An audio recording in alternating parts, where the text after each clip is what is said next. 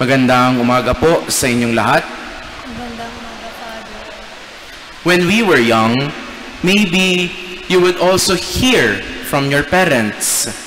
Palagi nilang sinasabi, "Oh, mag-aral ka ng mabuti ha, para makapagtapos ka ng pag-aaral." O kaya, wala munang boyfriend o girlfriend. Ha? Magtapos muna ng pag-aaral. O kaya, walang mag-aasawa kung hindi pa nakakagraduate at wala pang trabaho. It is as if graduating is our ultimate goal in our lives. Back then, na pag nakatapos ka na ng pag-aaral, okay ka na.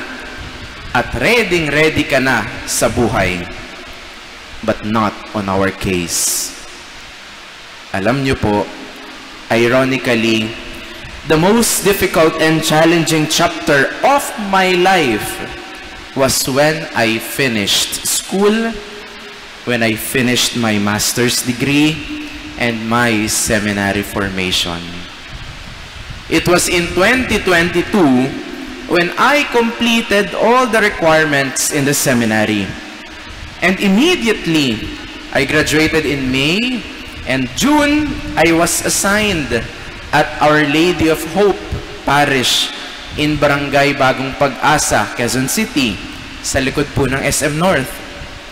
I began my pre-diaconal program, helping the parish priest, assisting in the liturgical celebrations, doing all-around chores in the parish, etc. Pero ito po yung pinakamahirap sa lahat. Ito po kasi yung stage na walang katiyakan ang lahat.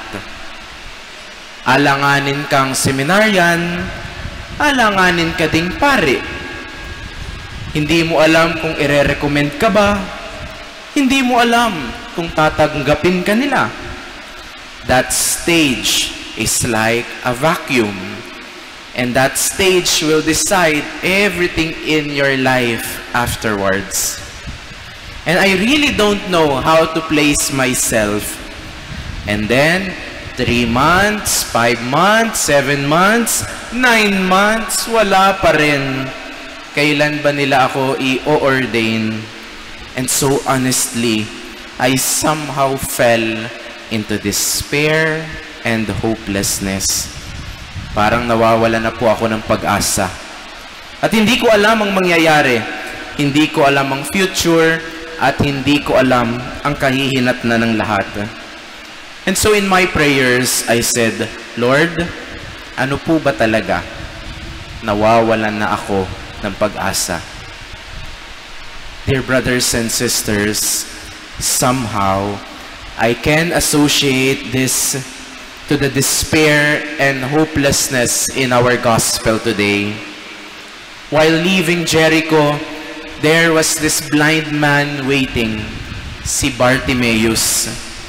And when he heard that Jesus was passing by, he never ceased to call out, sigaw siya ng sigaw, Jesus, Son of David, have pity on me. Ang ingay niya, sinaway na siya ng ilan, pero tuloy pa rin siya, Jesus, anak ni David, mahabag po kayo sa akin. At hindi po natin alam kung gaano nakatagal na naghihintay si Bartimeo doon. Kasi hindi naman po niya nakikita. Bulag siya. Dear brothers and sisters, hope waits. Hope waits. Kahit gaano katagal, kahit gaano nakakapagod, kahit gaano ka-imposible. But it does not stop there, because hope also perseveres. When Bartimaeus heard that Jesus was calling him, he immediately threw his cloak away. Alam niyo po, napakahalagang gesture po nun. Kasi for the Jews, their cloak is their source of dignity, security, and identity. That's why when Bartimaeus threw his cloak away, he is like saying, "Oh Lord, I leave everything to you. Ikaw na po ang bahala. My life is in your hands." Hope, dear brothers and sisters, does not end in waiting. Hope urges us to move on. Hope propels us to do something more. Hope perseveres. And finally, when Bartimaeus said, sabi ni Jesus sa kanya, "What do you want me to do for you?" Ang sagot ni Bartimeo, "Master, I want to see." Panginoon, nais ko pong makakita. And Jesus responded, "Your faith has saved you." Dear friends, hope heals. Opo, hindi siya mabilisan. Hindi siya agad-agad. Hindi siya biglaan. But we know that in the end, the moment we put our hope in God, we are assured of God's miracles. The moment we ask God to cure us from all our blindness and unbelief, we are saved by grace.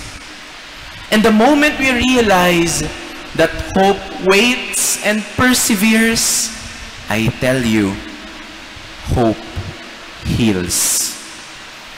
Kaya alam niyo po, one evening, while I was praying to the Blessed Mother back then in 2022, alam niyo po, parang nahiya ako sa sarili ko. Kasi naisip ko, teka, kanino nga ba ako nagdadasal? Kay Our Lady of Hope. Nasaan nga ba ako ngayon? Nasa Barangay Bagong Pag-asa. Grabe po, di ba? Hope na, pag-asa pa.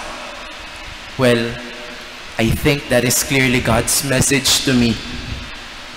Never give up on hope. And the rest was history. Hope waits. Hope perseveres. Hope heals. Amen.